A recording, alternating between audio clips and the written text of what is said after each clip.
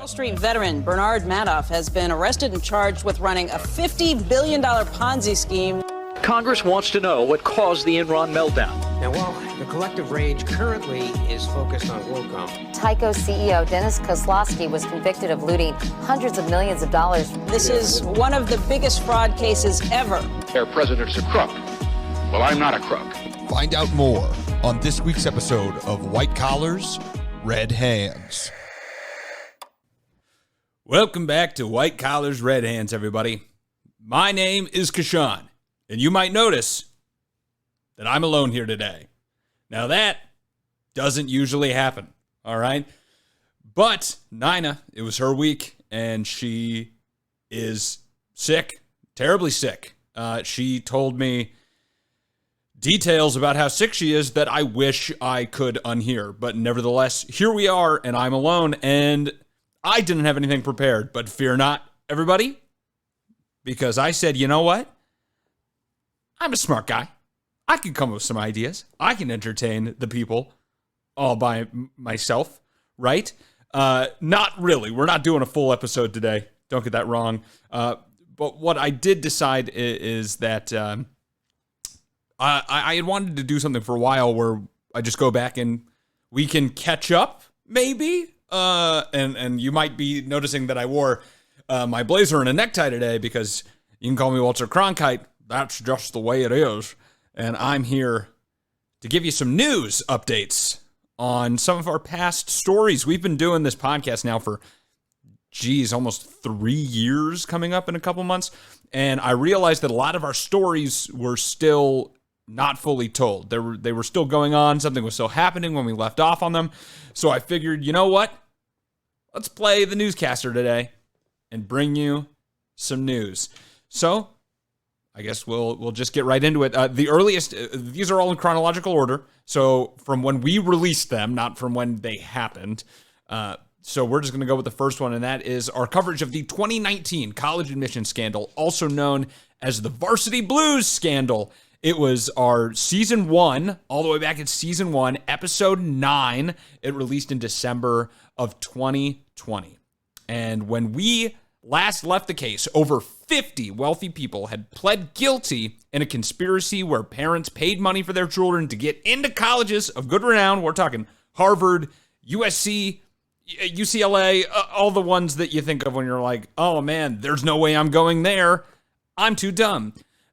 They got them into all these colleges when they may not have been able to earn a spot in these colleges on their laurels alone, often disguising their children as athlete prospects for sports that they didn't even play. If I remember correctly, one of them said that their kid was a rower, but they never went to rowing practice and they had never been a rower before. Who knows if they could even swim, but that's what they did to get them into. I'm pretty sure that one was USC. Among the pleas were actors such as Full House actor Lori Loughlin and Desperate Housewives actor Felicity Huffman. Both of them had already pled guilty and gotten sentenced, I think, by the time that we released our episode. But when we left off, there were still many awaiting trials and sentencing, with the last trial actually ending in June of 2022. And overall, 53 people were accused in being complicit with the fraud, of which 38 either pled guilty or were found guilty. However, a recent stir in the case, as in May of this year, 2 of the convictions were overturned in the court. A court ruling stated that the rulings were overturned because the judge in the original case instructed the jury that the college admission slots constituted property, whatever that means. Obviously, I threw this together, so I'm not super versed in it, but enough. So I guess that made some weird legal ripples in the convicted charges, but so far only those 2 have been overturned. And from what I gathered, I don't think they're going to have more turned over in the coming years, time, whatever. So that's our first little catch up all the way back to season 1. I want to fast forward a couple of seasons all the way to season 3. And we're talking now about Billy McFarland. You might remember Billy McFarland because he did Fyre Fest. That's right. And this episode released in April of 2021. And where we left off, Billy McFarland, the man behind the cheese sandwich debacle that was Fyre Fest, that caused famous influencers to fight over limited tents on an island in the Bahamas while attending a music festival with no bands, was serving his prison sentence at the time that we released our episode on the true Mayhem Fest, and had a long road to paying back hefty restitutions of $26 million that he still owed investors, not to mention all of the atrocities he committed against the Bahamian people for how he treated laborers and didn't pay them, and they were like reliant on his work. You can go listen to the episode if you want to get the full story, but it was pretty bad.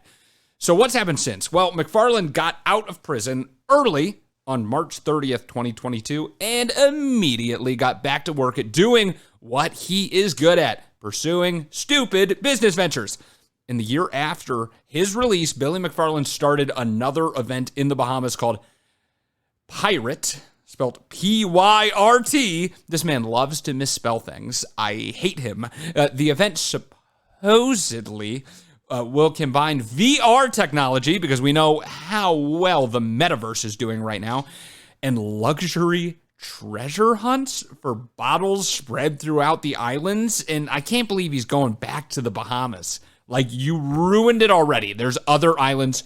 Go somewhere else, all right? And now, the Bahamas did make a statement that no application had been filed for the event, and it is still to have any further news. And this was from a couple, like a year and a half now, maybe a year ago. I don't think Pyrt's going to happen. I sure hope it doesn't happen. No one is doing VR. Earlier this year, though, Billy announced that he moved on to another venture, so maybe Pyrt isn't happening, and he had actually received funding for a Fyre Fest 2.0. That's right. If you missed out on the cheese sandwich the first time, you might be able to get it this time. You hear me, foodies? All right. And he feels that he can make things right by actually putting on the music festival that he said he was going to do in the first place. And not only that, guys, but he also has received funding for a Broadway musical that would detail the story of the fest, called Fyre Fest 1.5 or 1.5, like the cute little Lion King thing they did. I don't know. Please come up with new names, Billy. You're starting to sound like Batman, just putting Fyre Fest on everything. To the fire cave. Anyway, that's where we left off. Billy, he's still out there. He's doing so many podcasts. It's so annoying seeing these people thrive after they get out of prison, and all that they've done is con people their entire life. And speaking of terrible people, we move on to the next update, which is with Wirecard. We released Wirecard in Season 3, Episode 6. And where we left off, Jan Marsalek, an executive at Wirecard, a German payment provider, had turned fugitive. And believe it or not, he is still a wanted man on the run with almost no leads 2 whole years later. Although he is still in contact with his lawyer, because his lawyer delivered a couple letters to a court in Germany going over the case. So he's out there. He's Edward Snowdening it, I guess, where he's on the run. He's in hiding. He's a fugitive, but he's still communicating via various means. Who knows? Maybe he's also hiding out in Russia. Ooh, maybe they're having little like whistleblower parties. Be like, who tried to kill you this week? Oh, just a couple people tried to poison my coffee. Who tried to kill you? I don't know. Maybe that's what they're doing. But Jan Marsalek still on the run, and I think the CEO of Wirecard flipped on him, and they're still trying to hunt Jan down. Maybe they get him. Maybe they don't. Moving on to our next update. This is our most listened to episode besides our first episode. So thank you guys so much for listening to this episode. It's something that's near and dear to my heart. I work in biotechnology, and Theranos is a biotech company, was a biotech company. We released our Theranos episode. It's season 4, episode 7 in September of 2021. And when we left off, we recorded and released our episode at the time that jury selection had just started for the disgraced tech founders Elizabeth Holmes and Sunny Balwani, the CEO and I think COO, CFO. I don't remember exactly Sunny's title, but he was an executive, the next in command maybe he was the president, who through a series of frauds made many believe that they had a working box called the Edison that could run a litany of blood tests with a single drop of blood that usually needs like 50 milliliters of blood, something a lot more than a drop. And they said that they could do all of these tests with just one drop of blood, like not like one drop per test even, which is crazy. They literally give you they take like 50 mils of blood to do like one test. It's crazy. Many of the people they duped included these people who sent samples to Theranos through a partnership with Walgreens. So they weren't even just duping investors. They were duping actual people who received tests and were supposedly receiving results, including telling many people that they had diseases when they didn't have them, and potentially also the other way, telling them they didn't have a disease when they did. Basically, all just bad stuff. And since then, in January 2022, Elizabeth Holmes was found guilty on 3 counts of wire fraud and sentenced to 11 years in prison, which she began serving in May of this year.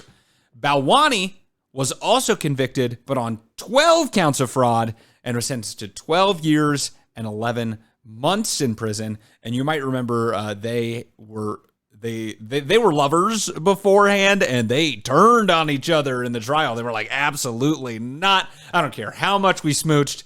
We are not friends anymore. They both accused each other of being extremely abusive, I believe, in various different ways. But in the end, justice got it right, and they both went to prison, hopefully for a very long time. I hope they don't get out too early. They did some bad stuff, including one guy who unalived himself, as they like to say on TikTok. So go listen to that episode if you haven't heard about it. I'm sure you have. It's everywhere. But if you want to get our take on it and you haven't heard it already, go check it out. For our next episode, if only Nina was here, she would love to get this update because it's on Tom Girardi. And our episode on Tom Girardi, which was, I think, Real Housewives, Real Ruined Lives is the name of that episode. Season 5, episode 2, which was released in October of 2021. And where we left off, Tom Girardi, rich lawyer husband of Erica Jane, who is also like 20 years her senior, as it always is, both of which were known for being subjects on The Real Housewives of Beverly Hills, was awaiting the fallout of defrauding his clients by stealing from their settlement amounts that he had made to the tune of $15 million. However, at the time we left, he was complaining of memory loss, which had delayed any formal court proceedings. So what's happened since then? Well, Tom Girardi was indeed found unfit to stand trial and was formally diagnosed with Alzheimer's disease. Although you can find a few articles written by psychologists online discussing how they believe that this is all an elaborate scheme to avoid prosecution. But he is old, so I don't know. Moving on to everyone's favorite Gene-wearing, cheesehead quarterback Brett Favre, which we covered in Season 7, Episode 1, released in April of 2022. Now, where we left off, Brett Favre had just been publicly released as having ties to a scandal that drained money from the Mississippi Welfare Fund that went to Favre for speaking appearances that he did. These were given to him by John Davis, who conspired to siphon money off of the fund when he was the executive director of the Mississippi Department. When we left, Brett Favre had not been charged with anything criminal. He was just still living his best life, eating Snickers, whatever he does. He was in that commercial, right? I'm pretty sure. Oh, yeah, the one with Betty White, the Super Bowl commercial. Yeah, where she gets tackled, but it's actually Brett Favre. I'm pretty sure that was it. Whatever. I don't know. I'm not going to fact check this. I'm just going to release it. Because why? I'm lazy. That's right. So what's happened since? Believe it or not, he still has not been charged with anything. However, he is now embroiled in multiple lawsuits over the matter. And although Favre paid back the amount that he was paid of $1.1 million for those speaking appearances, there was a new request for $5 million by the Mississippi Department of Human Services. But earlier this year, Favre did countersue with a defamation case. So it looks like this one is still going to be ongoing for a little while longer. And Brett Favre, in the episode, you would learn that he did some other terrible things, including how Anthony Weiner sent his wiener. Well, Brett Favre did some of the same things. We looked at his dick pics during the episode. So if that's really not, you don't get to see him because that would make us criminals if we put that on a video, but feel free to Google it and look along with us. I can't control you, right? I can't tell you what to do, so do that. I don't care. Moving on to a fan-submitted episode, and I know this fan is very, very passionate about this. She sent us a bunch of emails to update you on this, but it just always felt hard to put into an episode because we had so many updates, so I'm happy that I'm getting to do this. But Bob Dean was the topic of Season 8, Episode 10, released in September of 2022, and Dean was accused of some pretty horrific stuff around not taking care of his elderly patients from his nursing home after he moved them to a not-so-glorified warehouse when Hurricane Ida swept through Louisiana. He made them sleep on air mattresses on the ground. These are old people. They need a lot of help. Air mattresses on the ground in a big room with no air conditioning during a hurricane, and they were all right next to porta potties. The porta potties were right next to the food. I guess people were just like crying and yelling for their medication. There was like no electricity. It was awful. All right. And he did some bad stuff, and he got his licenses revoked, and I think they got those old people out of there. Thank God. But since our episode, the Department of Justice has released a new complaint that alleges that after his nursing home licenses were revoked, he spent a bunch of time siphoning off the money remaining in their accounts and misappropriating a bunch of the nursing home money into his personal account, misspending at least $4 million in the process. Much like Tom Girardi, however, Bob Dean has at least so far escaped justice, as he has also been diagnosed with Alzheimer's, and he was released into the care of his wife, and I guess he's just wandering around like, I don't know where I am. I forgot that I put all those old people to, like, sleep on the ground and wail for 3 days. Whatever. I hope someone puts him on the ground. We'll see. Moving on to Vince McMahon. Vince McMahon was the topic of Season 10, Episode 3, we're getting close, released in January of 2023. And where we left off, Vince McMahon, the inflammatory founder of the WWE and the XFL, the original, the OG XFL back in the early 2000s, had been hit with another scandal alleging sexual misconduct. We took a look back at his long and storied history of scandal. There were a lot for a lot of years. He's not known as a great guy, and left with him maybe selling the WWE to Saudi Arabia. So did that happen? Well, Vince did indeed step away from the WWE, but he didn't sell it to the Middle East. Instead, Dana White and the UFC are now the owners of the wrestling franchise. Of course, Dana White was also recently mired in controversy for getting, let's just say, physical with his wife in a club, and not sexual physical, like he hit her, and funding a league where people smack each other as hard as they possibly can. If he really wanted to hit his wife, he could have just got her on that smack show, huh? Is that what you want, Dana White? I don't know. I guess the people that run all of these hyper testosterone leagues, they seem to be not great people. I don't know. And by the way, that smack league, what's CTE again? I'm sure they won't know in a few years, but that's whatever. So that's kind of it. The last 2 seasons are hyper recent, so I don't have a lot of follow-ups. I'm sure that whenever Sam Bankman-Fried finally gets arrested, we'll have a follow-up on FTX, or there were a couple of others that are still ongoing, and, Binance, actually part of that story. He's also under scrutiny now. We'll probably have a few episodes on these topics as they come out, as they get bigger. But for now, I would really like if you guys would let me know if you liked this episode, you like hearing these updates. I know that a lot of these I just wanted to say, and I might have even touched on it in episodes, but we're always focusing on whatever the topic is of the week. So it's hard to tell you guys. So I'd hope that you like this as much as I did. If you do want to hear these more, maybe once a season, once every other season, just let us know. Send us a message, whitecollarsredhands@gmail.com. Go to whitecollarsredhands.com. Send us a message there, or any one of our socials, facebook.com/whitecollarsredhands, Instagram at whitecollars_redhands, Twitter at whitecollarspod, TikTok, White Collars Red Hands. All of those, you can send us a message and let us know if you like this episode, you want to hear more. That's awesome. And thank you so much for bearing with me. For all you Nina fans out there, I'm sorry she couldn't be here today. Okay? You got me. Here's what it is. I gave you facts, and that's what I do, and that's what I'm here for. So you're welcome for that. I'm willing to do that whenever you want. So I think that's kind of going to wrap it up. I will, you know what? I'll plug. We got to plug some stuff at the end, right? That's what you got to do. Like and subscribe, and don't forget to hit that bell. Can't believe I just did that. Anyway, yeah, you can support us for free by leaving us a rating. You can rate us on Apple Podcasts or Spotify. You can also write a review on Apple Podcasts if you're, you like words, like reading your own words on the internet. You can do that. That's totally fine. You can also support us not for free if you want to buy some merch off of TeePublic. The link is in the show description. Or you can go, once again, to our website, whitecollarsredhands.com, click the check our merch button, get it that way. Whatever you want to do. I don't care as long as you're buying a t-shirt. I'll love that. You can support us really great by just telling a friend, holding them down, screaming in their face that you won't let them go.